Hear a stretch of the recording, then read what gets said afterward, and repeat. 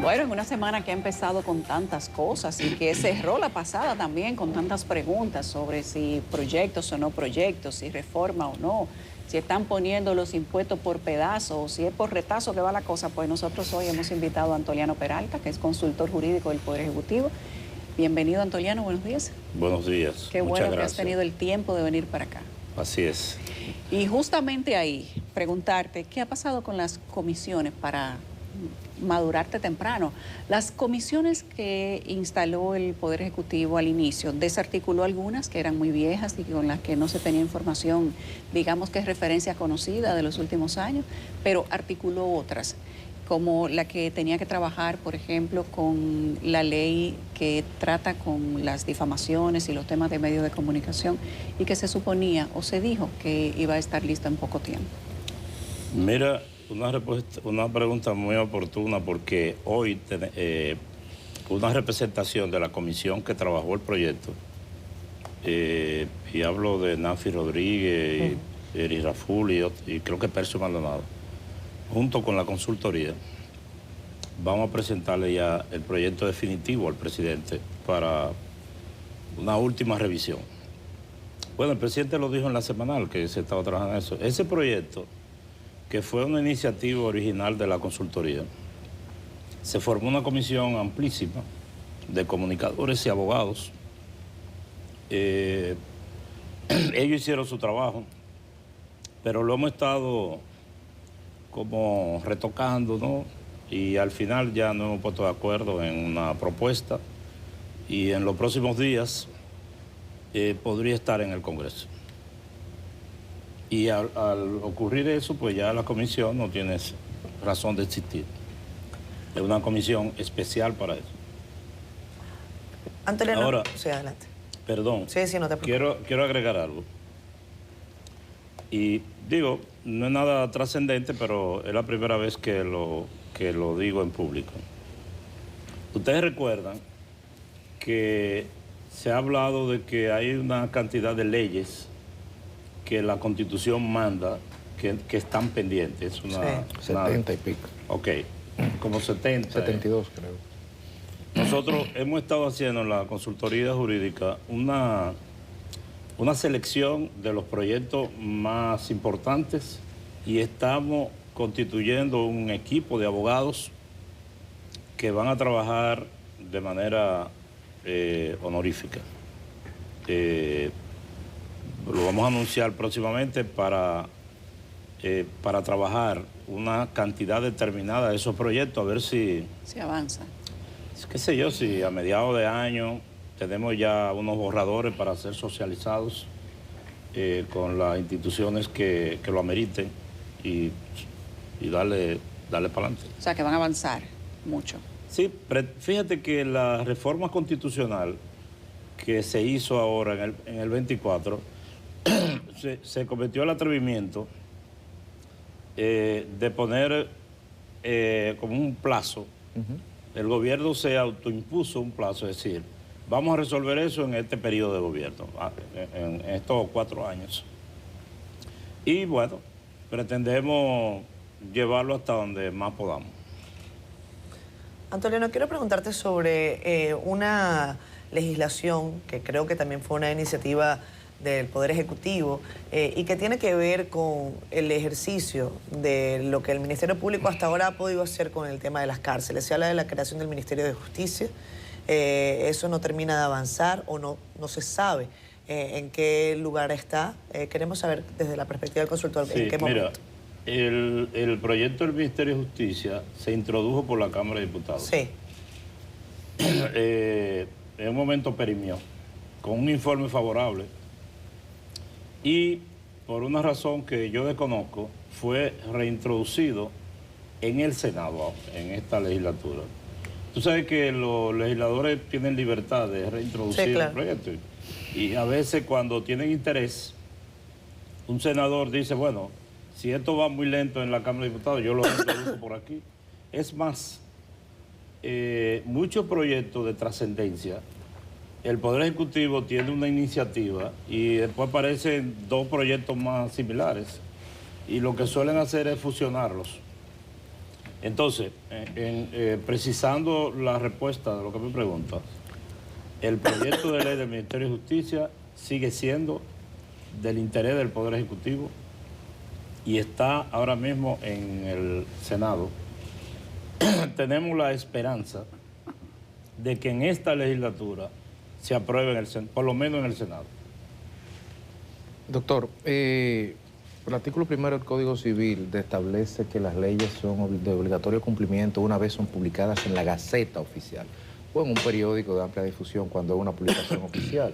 En la práctica, a veces uno está tratando, por ejemplo, y nos ha pasado recientemente con el 3025, con otros decretos, de identificar en la página web de la consultoría, que siempre carga toda la información, algún decreto. Pero esa no es una publicación digital, es un repositorio. ¿La consultoría, el Estado, está pensando alguna alternativa de poder, digamos, poner la versión digital con carácter de obligatoriedad? Sí. De la Gaceta Oficial, que hasta ahora sigue siendo una Gaceta física. Sí, hemos pensado en eso. Incluso se ha estado trabajando y hay hasta un borrador de una ley para regir la Gaceta e introducir ese elemento. Es decir, bueno, cuando la Gaceta, que es la publicación oficial de las normas, cuando surgió la Gaceta no existía el mundo digital. Entonces hay que adecuarlo. Debe haber una Gaceta digital que la gente la pueda imprimir y tenerla a su disponibilidad, sin perjuicio por el momento de la edición física. Es más, nosotros hacemos una edición digital de la Gaceta. Sí. Y tenemos la Gaceta de papel porque todavía no hay una ley que lo soporte. Pero por lo menos sirve para que el que quiera la Gaceta la pueda imprimir ahí. Consulta, claro. Una precisión, Antoliano, antes de la pregunta, por su interés. Para diciembre, tú dijiste que tendrían más o menos un inventario de las leyes que podrían implementarse, de las que manda la Constitución. Yo dije que voy a anunciar en los próximos días una comisión que va a servir de soporte a la consultoría para ellos, académicos y abogados interesados que van a trabajar determinados proyectos, a ver lo más pronto que podamos tener un paquete de borradores. Yo aspiro, digamos, que a mediados de año. Es una aspiración mía. Vamos a ver, porque se trata de un trabajo voluntario y a la gente que no hay, ¿cómo que dice los abogados? El interés es la medida de la acción. De la acción, exacto. Bueno, hay un señor de San Juan de la Maguana que lo dice de otra manera. Es una frase que a mí me pareció muy inteligente. Él dice que nadie pita para estar alegre. Es casi lo mismo, ¿verdad? Antoliano, precisamente por la libertad que tiene el legislador para proponer y descomponer, a veces se me pierde lo que podría ser la agenda priorizada. A veces se me pierde. Desde el ángulo de la consultoría jurídica, ¿qué proyectos son los de mayor interés para ustedes que están en el Congreso o si hay alguno en camino? Mira, regularmente, cuando lo decide el presidente, se hace una reunión de la que yo formo parte para revisar la agenda legislativa. Incluso hay un funcionario que lamentablemente, un viceministro que tuvo un problema de salud, Obi Saldívar, que está encargado de darle seguimiento, dentro de otras funciones, a él se le encomendó la tarea de darle seguimiento a los proyectos legislativos. Pero el presidente, en esa reunión, decide cuáles proyectos él entiende que deben ser priorizados, ¿no? Y cada vez que se va a hacer esa reunión, yo preparo un cuadro con el estatus de cada proyecto de ley, le digo dónde está, en qué está, y él dice, vamos a darle prioridad a este, vamos a aquel, este más rápido, este más... para, desde el punto de vista del Poder Ejecutivo, darle más seguimiento, impulsarlo más. Ahora, a mí, si me preguntas a mí, yo pienso, te puedo mencionar así de memoria proyectos que están pendientes, que yo creo que son del interés del país y del gobierno. Por ejemplo, el proyecto de ley que modifica la ley de compra y contrataciones para hacer más ágil las contrataciones públicas. El proyecto de ley que yo veo que a nadie le interesa, nada más a mí, de referendo aprobatorio, que es uno de los proyectos que manda la Constitución y que cuando llegamos a la consultoría nosotros lo trabajamos, pero veo como que... ¿A nadie más le interesa? Como que el único que habla de eso soy yo. Está otro proyecto de ley que fue impulsado por el Poder Ejecutivo y por la consultoría de manera particular, a mí me parece de gran interés. Es el proyecto que regula la jurisdicción contenciosa administrativa para hacer más ágil los conflictos entre los particulares y el Estado. Ahora, el proyecto de ley del Ministerio de Justicia, hay una ley, nosotros decimos una leycita ya en la consultoría, que son esas leyes que son un artículo, 2 artículos. Miren esto, que yo creo que eso incluso generó una confusión, me parece a mí, cuando se comenzó a hablar del tema de la exploración y explotación de las tierras raras. La ley, una ley viejísima dominicana, de los años 50, que dice que las empresas públicas extranjeras no pueden ser concesionarias para la exploración de hidrocarburos. Eso tenía una razón, digamos, geopolítica. En aquel momento. En aquel momento, porque digamos que si Colombia o Brasil, el Estado, una empresa del Estado, tiene la capacidad para descubrir aquí gas o petróleo, ¿por qué hay que restringir que lo haga el Estado? Una empresa del Estado. Hay más garantía que sea una empresa del Estado, porque se lo permitimos a las empresas extranjeras privadas. Claro. Entonces hay un proyecto de ley que es una iniciativa del presidente de la República que modifica un artículo. Es una ley para modificar un artículo, para que se incluya dentro de las instituciones que pueden hacer ese tipo de contrataciones, de exploración, etcétera, a las empresas públicas extranjeras. Entonces es un proyecto de interés económico. Bueno, digo que hay 4 proyectos de ley que se depositaron quizá ni con tanta discreción, pero que no se le dio mucho despliegue, pero fui yo personalmente y se hizo una rueda de prensa, que fueron trabajados conjuntamente con el Ministerio Público, específicamente con la magistrada Jenny Berenice y un equipo que ella coordinaba y la consultoría. Personalmente, ella y yo, con sus respectivos equipos. Un proyecto de ley que están todos, los 4 están depositados, relativo al crimen organizado, para sancionar eso de manera debida. Un proyecto de ley sobre secuestro. Un proyecto de ley sobre violación de propiedad, modificar la ley sobre eso. Y una ley, todo esto serían leyes complementarias y coexistentes con el Código Penal. Y un proyecto de ley que a mí me parece de cierta trascendencia en el ámbito del ejercicio del derecho penal, del acceso a la justicia, para protección a las víctimas.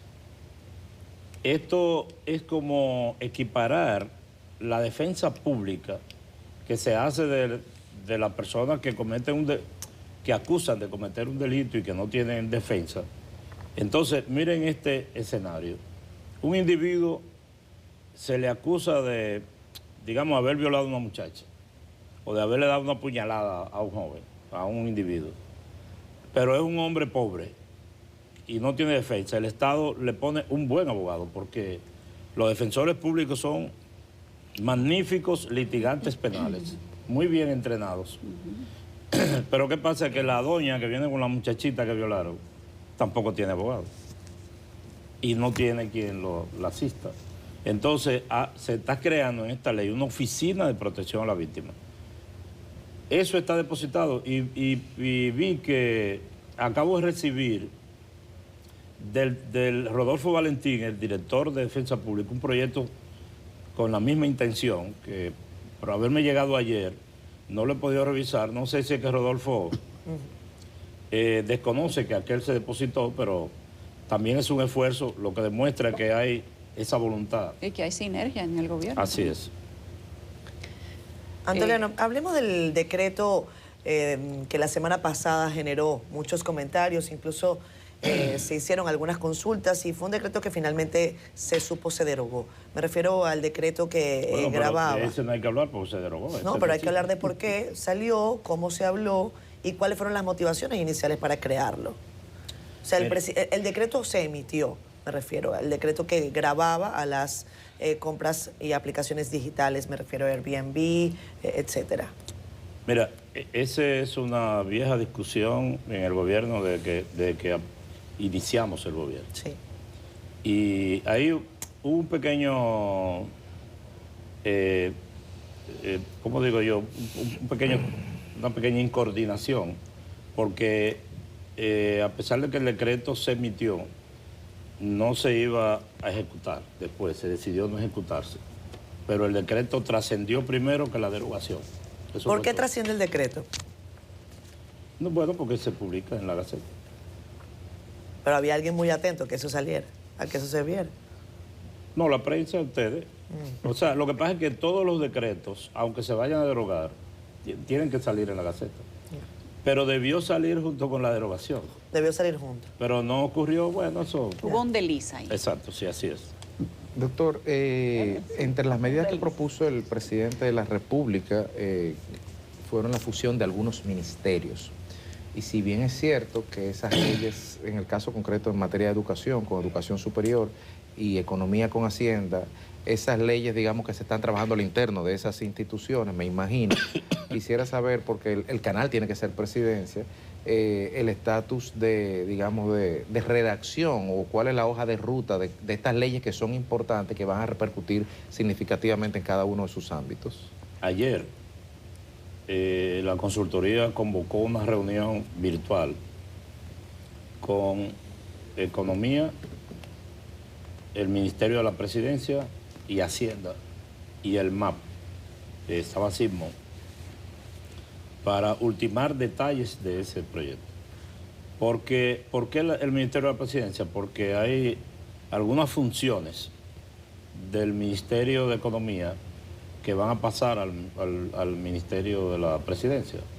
Entonces, por eso tenía que intervenir el ministro Paliza, que le hizo algunas observaciones al proyecto que la consultoría entendió lógica, porque si te van a enviar un viceministerio para allá, tienen que mandarte también el presupuesto, ¿verdad? Hay que mandarlo todo, el paquete.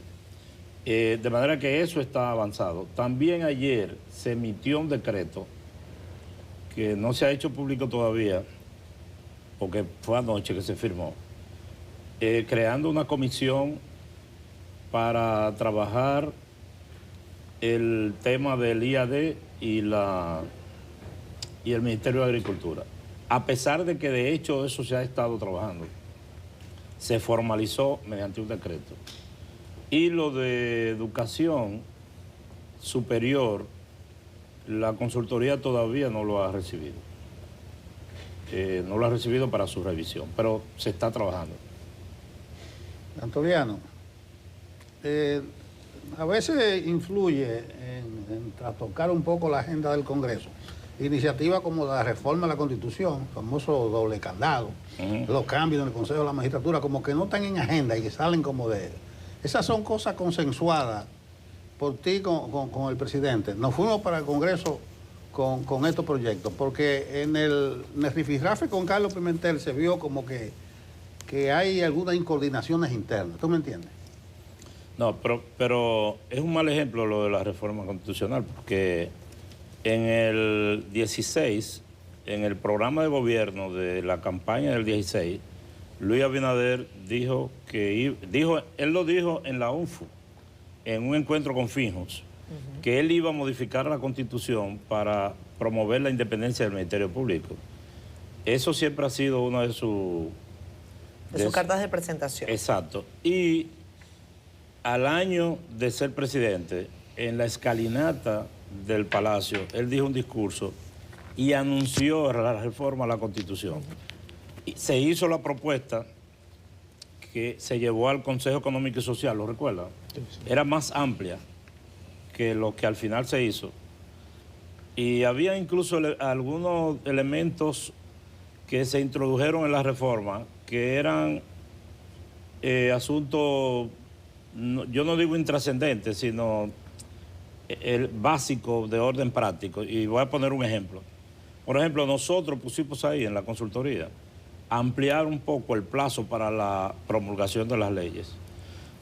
Porque las leyes se promulgan a los 10 días si no son aprobadas de urgencia, o a los 5 cuando son de urgencia, pero la ley de aduana no llegó aprobada de urgencia un día para revisar, y era un paquete. Entonces entendimos que, como hacen en otros países, que el plazo depende del volumen de la ley. Y tuvimos que poner un equipo a amanecer revisando eso. Pero volviendo a la reforma constitucional, después que se desistió del primer intento de la reforma, el mismo gobierno entendió que la situación del país, en el producto del tema de la pandemia, etcétera, quizás había que dejar las cosas reposar.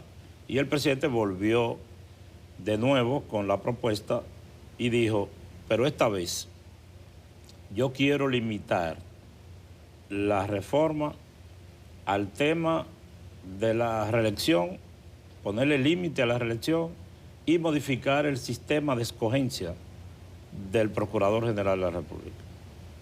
Bueno, ahí se colaron como quiera un par de elementos como lo del Procurador Administrativo y también le pusieron un cariñito en el Congreso. Fíjense que en la propuesta del Poder Ejecutivo se excluye al Procurador de la matrícula del Consejo de la Magistratura. Con eso eran 7. Eso hacía que el presidente perdiera el voto calificado.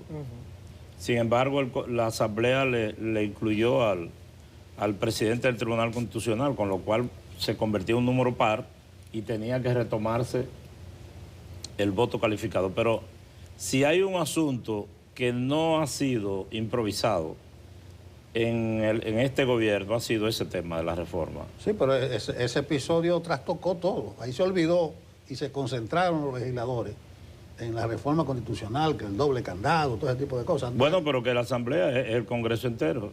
Tenía que ser así. Lo que pasa es que no todos los días se reúne la Asamblea. La Asamblea Nacional tiene que reunirse de manera continua y sacar la reforma a la Constitución, y la sacó como tenía que ser y sin trastorno. No, claro, hay una mayoría aplastante. No, aplastante no, la mayoría. Eso es ejemplo de modernidad. Quítale eso de aplastante. Sí. Eso debe ser ejemplo de modernidad, porque antes modificar la Constitución conllevaba tiro, piedra, palo. No hubo trauma, no hubo tiro, no hubo piedra. Incluso muchos legisladores algunos legisladores que no son del gobierno votaron en favor de determinadas medidas. Yo creo que esta ha sido una reforma ejemplar. La reforma del 63 de Juan Bosch fue traumática. La del 94 fue, ya ustedes sabrán, producto de una situación de crisis. ¿Y la del 2002? La del 2002 fue para reformar un artículo para promover la reelección del presidente entonces. La del 15 fue para lo mismo. La del 10 fue para habilitar al presidente Fernández. Esta fue una reforma excepcional en la historia dominicana para un presidente quitarse poderes. Y ya inauguramos uno de los 2 elementos principales de la reforma, que fue la escogencia de una procuradora que está fuera de sospecha de ser una militante política. Antoliano. Y escogida a unanimidad.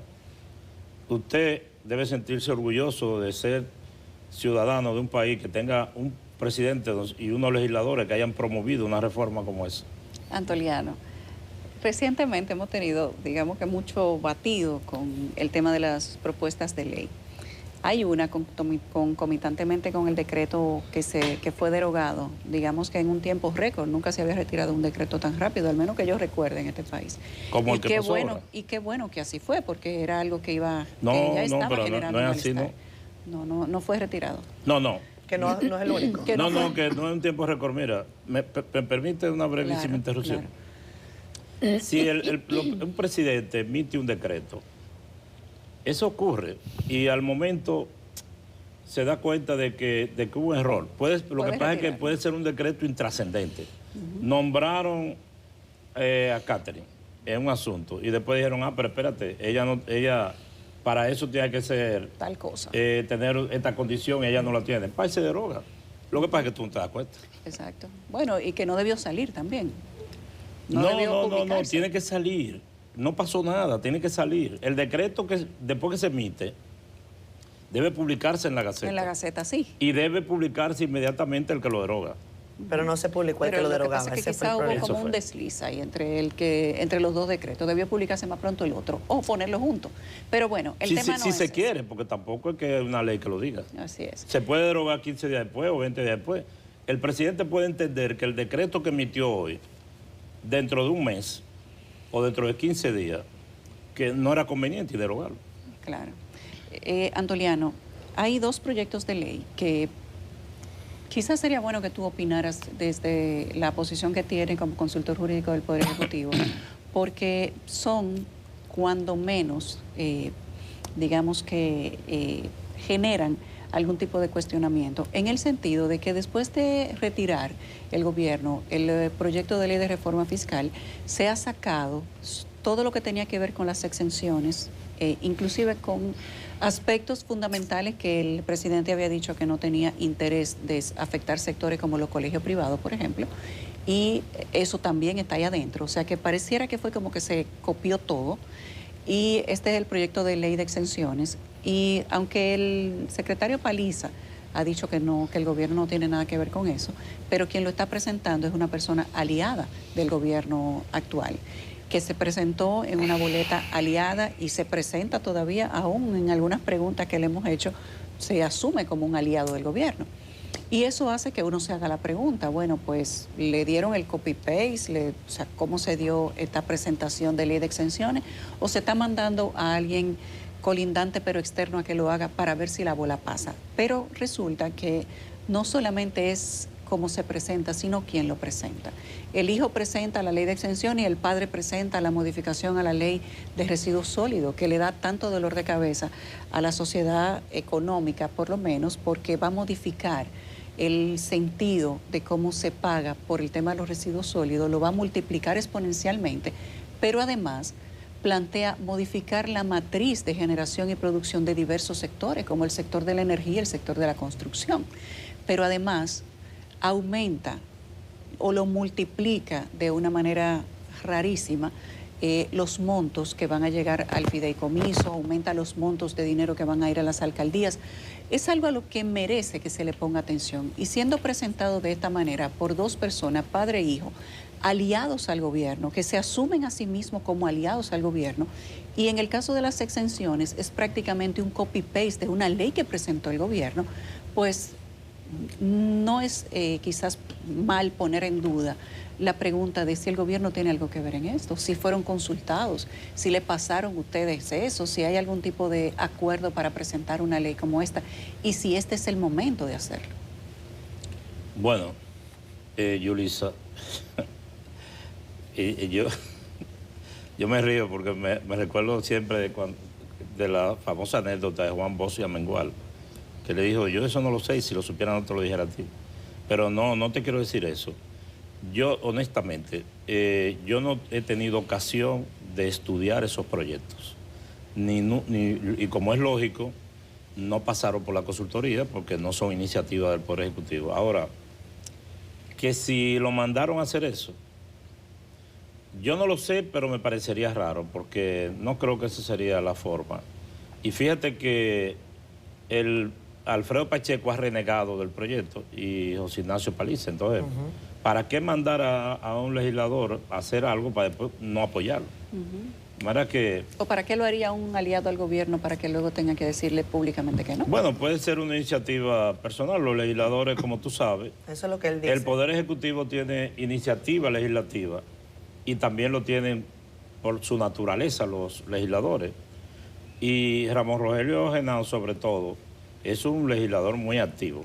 Es Rogelio, es el hijo. Es Sí, Rogelio, es bueno, en la los balanza. dos. Los dos. Están Pero ambos. los dos son activos. Sí. Quizá el único senador más activo que es Ramón Rogelio es Félix Bautista, que tiene una cantidad de proyectos.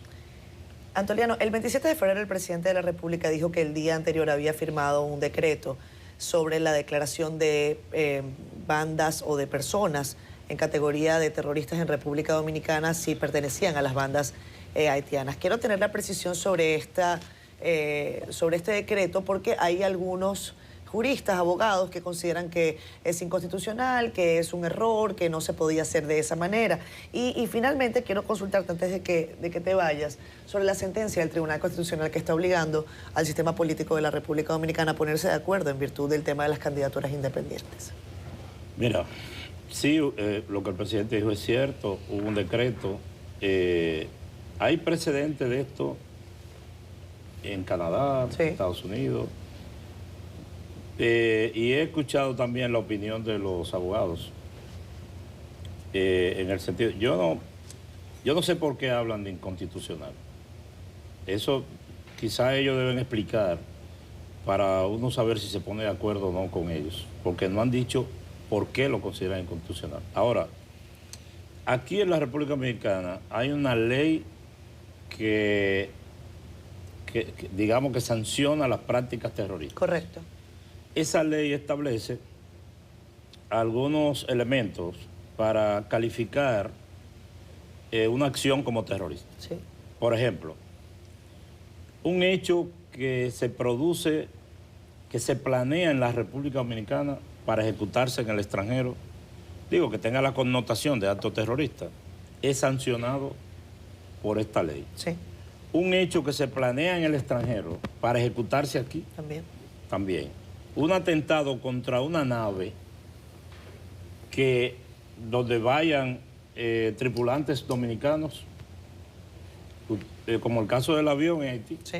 Eso es un acto terrorista. Tirotear, ametrallar un avión lleno de gente. Si eso no es un acto terrorista, yo sé que es un acto terrorista. Claro. Entonces, ¿qué es lo que dice el decreto? Lo que el decreto dice es que el gobierno dominicano considera la conducta de las bandas haitianas como terroristas. Ese decreto es una advertencia. Le estoy diciendo, lo que ustedes están haciendo desde el punto de vista de la legislación dominicana constituyen actos terroristas. Y si ustedes pisan territorio dominicano, pueden ser apresados y juzgados como tales, lógicamente, siempre que los elementos constitutivos del comportamiento terrorista que yo describí antes estén configurados. Porque yo te voy a decir esto, si un haitiano pone una bomba en la catedral de Puerto Príncipe y entra a la República Dominicana, un tribunal dominicano no debe juzgarlo por eso. Lo que debe no dejarlo entrar. No, pero si entra, lo que debe hacer es apresarlo y enviárselo a la autoridad haitiana. Ahora, si una banda haitiana tirotea un avión donde vayan dominicanos y entran aquí, ese individuo debe ser apresado y juzgado. Entonces, ¿cuál es la utilidad práctica Del decreto? Del decreto? Primero, funge como advertencia. Pero la República Dominicana, que ayer precisamente oí así rápidamente al canciller en un cónclave internacional, porque fue una vista, no sé si en la OEA. En la OEA, sí. Ok, lo vi diciendo que la República Dominicana había entrado dentro del círculo de naciones que se adhieren a la lucha contra el terrorismo. Y debo incluso decirle que esto tiene algunos resultados inmediatos. Por ejemplo, eso puede producir cooperación internacional y puede dar lugar también a que posterior a esa advertencia las cuentas de determinadas figuras del delito de esas organizaciones internacionales puedan ser congeladas. Bien, Juan Antoliano, gracias. Siempre es corto el tiempo para hablar con el consultor jurídico del Poder Ejecutivo. Nos han faltado como 20 preguntas, pero te vamos Sí. a invitar. Ni siquiera nuevamente dio para un vaso de agua completo. Exacto. porque No, se nos quedó luego el tema de se ha la hecho candidatura, corto. la Bueno, candidatura independiente, se nos quedaron terminamos ahí, varias. terminamos, Se nos obligatoriamente. quedaron Tenemos que varias. irnos. Gracias, No, Antoliano vamos a Payá, comenzar en la próxima por ahí. Por ahí. consultor Gracias. jurídico del Poder Ejecutivo. Vamos a la pausa.